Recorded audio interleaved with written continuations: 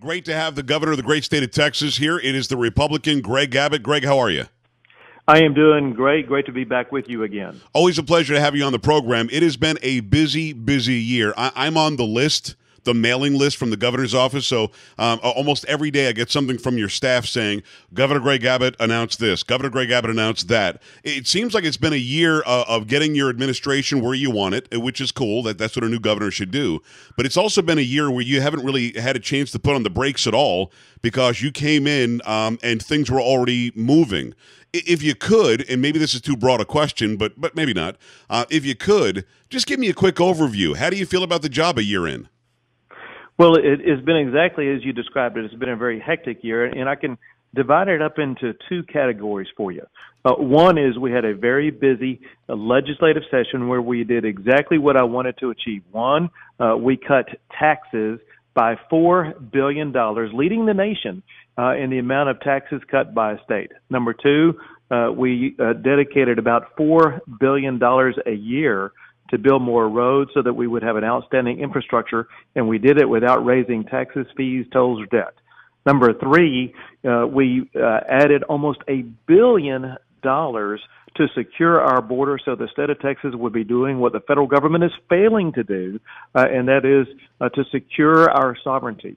And at the same time, we kept Texas with the best balance sheet, I believe, of any state in the nation, leaving almost $14 billion, $10 billion of which was in our rainy day fund and about another $4 billion in our checking account. That is category number one. Category number two, Joe, is that we have had to continue to push back and battle against the Obama administration, whether it be their out-of-control EPA regulations or, more recently, our efforts to fight back against their attempt to bring in refugees from Syria that the administration itself admits that they cannot adequately vet to eliminate threats from terrorism. So this has been a very busy year where we protect liberty, we expand the Texas economic miracle, and we continue to have Texas be at the forefront of leading this nation. It is Governor Greg Abbott, the great state of Texas. He's the Republican, 1 year into his term. And Governor, you gave me so much great red meat, man. That was really great. So I'm going to try to break it down the best I can. First thing, and I think that I've asked you about this before, but I want to get to it again. We've got people who are listening all across the country. One of my big stations is KTLK, which is in Minneapolis, St. Paul, Minnesota. And they've got a governor there who's like the antithesis to Greg Abbott. And when you see job growth like you see in Texas, when you see economic growth like you see in Texas, when you see a surplus to where you can build a billions and billions of dollar rainy day fund like you see in Texas, and there's a governor like Dayton who's in Minnesota who just is politically the complete polar opposite to you, and the state is suffering because of it. There is not as much freedom there. There is way too much power and control to central government. You've got refugees flowing in, and he can't wait to get more in. What do you say to people who are listening from so far away, our friends to the north, who hear how good things are going here, and it's a blue state, and I've got so many red people who call in, red politically people who call in who are frustrated by it. What kind of advice would you give to a resident of like a Minnesota who they love their state like we love Texas, but they're suffering whereas we're doing so much better? Well, Texas understands two things. One is that it is the private sector, not government, that creates jobs. And the best thing that government can do is to get off of the backs of the job creators, stimulate job growth by cutting the taxes of businesses. And that's exactly what we did. Now, for the people in Minnesota, think about this, and for the people across America, and that is, as everyone knows, we've had a dramatic downturn in the price of oil and gas, and most people think, well, Texas is nothing but an oil and gas state. The fact is, despite the downturn in the price of oil and gas, in this past year, we've still created well over 150,000 new jobs. The reason for that is because we diversify our economy by cutting taxes, by creating opportunity, by getting government off the backs of those who create jobs. The second thing is we focus on protecting liberty of entrepreneurs, liberty of individuals, and that means getting government off their backs and letting individuals drive the future of their lives. But a corollary to that means that government does have one job, foremost, and that is to protect the safety of the people in their state. You mentioned Minnesota. Yeah. In Minnesota, it has been reported, I think, by the United States Attorney in Minnesota about very sincere concerns they have about potential ISIS cells. This is something that America has to come to grips with, whether you're at the Canadian border or our southern border, East Coast or West Coast. We as a nation must be more dedicated and committed to rooting out the causes of radical Islamic terrorism, and that means being very vigilant about who we allow in this country in the first place. Yeah. Let's talk about, and it's Governor Greg Abbott, the great state of Texas. Let's talk about the refugees for a moment. You and I both know that the Constitution says that issues of naturalization and citizenship are left up to the federal government. Because of that, the federal government says it can take any refugees from anywhere it deems fit. Whether we have the ability to vet them or not, we don't have the ability to vet these people from Syria whatsoever. We just can't. We don't know who they are. And I'll drop them in Greg Abbott's lap if I want. I'll drop them in Mark Dayton's lap if I want. I'll drop them out there on Governor Brown in California. I will drop them in Florida. We'll do whatever we want with the federal government. We can follow the laws we want. We can talk about that later when it comes to immigration. And we will force down your throat, Greg Abbott, whether you like it or not, these refugees. And in fact, he has done so, or this government has done so. We do have some in Texas. What right do you have as the chief executive of our state to tell the federal government, nope, that's not going to work for me? Do you have any rights at all? Well, first, let me point out the fact that Texas is a welcoming state, and Texas is probably the host to more refugees and immigrants than any other state. And so it's not as if we are hostile to people. However, we are vigilant about protecting public safety. And as a result, what Texas has done is I have issued an order to the Department of Health and Human Services here in the state of Texas to tell them to fight back against the federal government's attempt to hijack our state. And then that agency worked in collaboration with the Attorney General here in the state of Texas so that we brought a legal action to try to prevent the Syrian refugees who cannot be vetted from coming into the state of Texas. And we have a hearing on that coming up in the first or second week in January, where the state of Texas will be asserting its legal right under federal law that already exists to eliminate the dangerous, unvettable refugees that the Obama administration is trying to put onto the state of Texas. It's a no-brainer, Greg. I mean, I as you know, I grew up in South Florida. And in South Florida in 1980, Fidel Castro opened up his prisons and sent the Mariel boat lift north. And once they hit the ground in Homestead and Miami and everywhere else in South Florida, they had the Chrome Detention Center. And the reason why there was a detention center is because we had no idea who these people were. And thankfully, we found out they were the criminals. And thankfully, they weren't out in the public with the community. Do you have the same right to say we're going to make a detention center until the federal government can show us that we're safe here? Or is there something else that you have to do? I mean, I understand that you're taking it up in court, but what if they just drop them in? They could literally bust them in tomorrow. Can we stop them? The authority to make those decisions is relegated to the federal government. But I hasten to point this out, and that is Barack Obama himself put a halt to the refugee relocation process a couple of years ago by putting a 6-month halt to refugees coming in here from Iraq when it was determined that Iraqi refugees who had been allowed to come into the U.S. had participated in bombing American soldiers over in Iraq. Right. And I think that under similar circumstances, because of the terrorists in Syria right now, because of the proven inability to adequately vet them, Barack Obama should similarly put at least a 6-month halt to the Syrian refugees until we can get our hands around whether or not they are vettable. It's Governor Greg Abbott, the great state of Texas. He's the Republican here in the Lone Star State.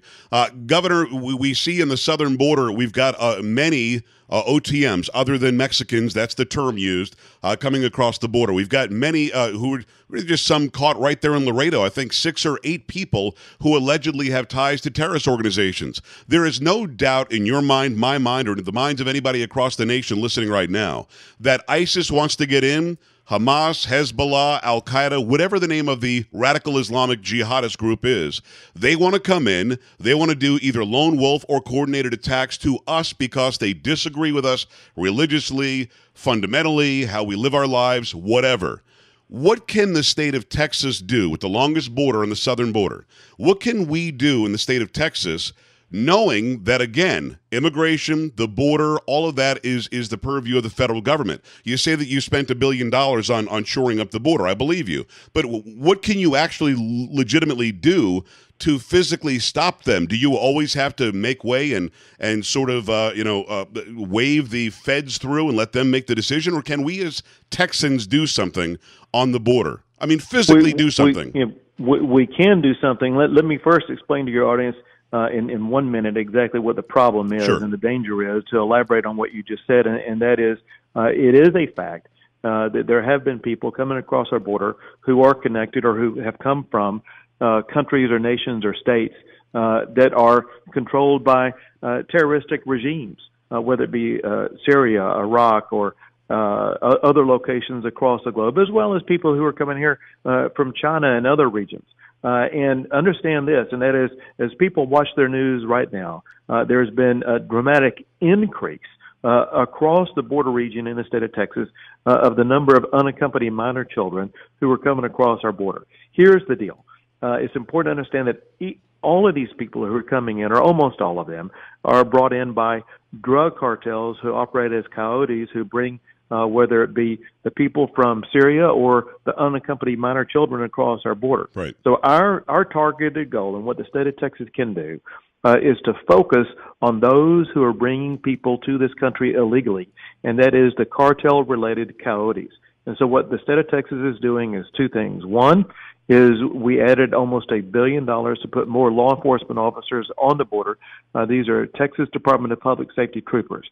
Two, just this last week, I continued or extended the stay of the National Guard along the border. We are working to create a border shield so that we are trying to match move by move what the cartels are doing, and what we are forcing the cartels to do is to lose money every single time they're trying to bring people in the state of Texas, and we are apprehending them as fast as we possibly can so that the cartels understand that they are not going to be doing business in the state of Texas. And that was part of the question. Are they apprehending? Can they go hands-on? Can they physically take charge? Or do they have to step aside and say, okay, feds, here are the people that we caught. You do whatever you want to do with them now? I mean, are your hands still tied, even though I appreciate, and those listening appreciate what you're doing to shore up the border? Trust me, you know that I do.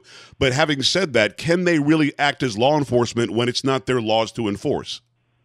Well, it is their laws to enforce. It is the state's laws to enforce when they are here committing crimes. Yeah. They're typically, if you're a smuggling person, we have a new anti-smuggling law that we passed in the state of Texas that I was the architect of. We have obviously laws where we can crack down on people who are smuggling drugs or human trafficking or all these various different types of crimes that the cartels are participating in. Yes, we have the ability to go after them, and that's exactly what we are doing. There is a push. Last question, and you mentioned oil and gas earlier, and maybe next time we talk, we could talk about that, because I know that a lot of people are actually hurting in Texas because I believe OPEC, they're driving the prices down to kill the fracturing that we're doing in Texas. We'll talk about that next time.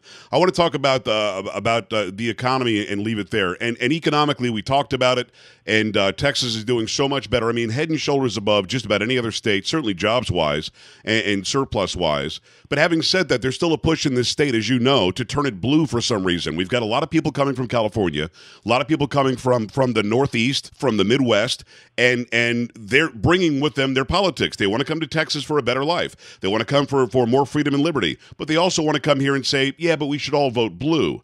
Do you believe that Texas is going to ever turn blue? Some want to call it a purple state now. The main cities, Houston, Dallas, San Antonio, they're blue already. Will Texas stay red? Will Texans keep on understanding that this is the best way to live in the United States of America? Or do you have a fear of those migrating from other states that they're going to bring their politics?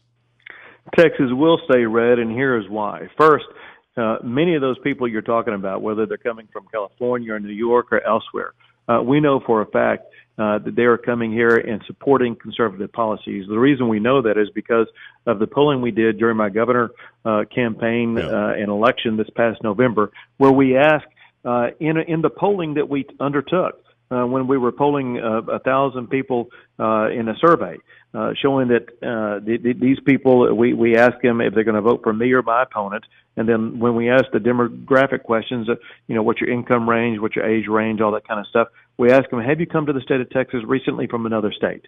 And there were a huge percentage of them who'd come from California, who'd come from New York, and come from these other states.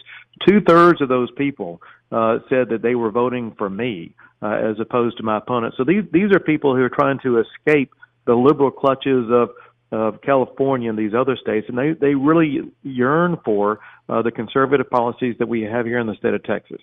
Secondly, Joe, is this, and that is what I found during my campaign for governor, what I have found in governing the state, and that is that freedom and free enterprise knows no racial bounds, knows no age range, and knows no demographic range. It doesn't matter who you are, where you come from, if you're Hispanic, if you're Indian American, if you're African American, Asian American, whatever you may be. The free enterprise principles that Texas stands for resonate with everybody of every background, because everybody loves freedom, and that is exactly what Texas stands for more than any other state. Governor, always appreciate the access. Congratulations on a great first year. Have a very Merry Christmas to you and your family, and thanks a lot for the time. Merry Christmas, Joe.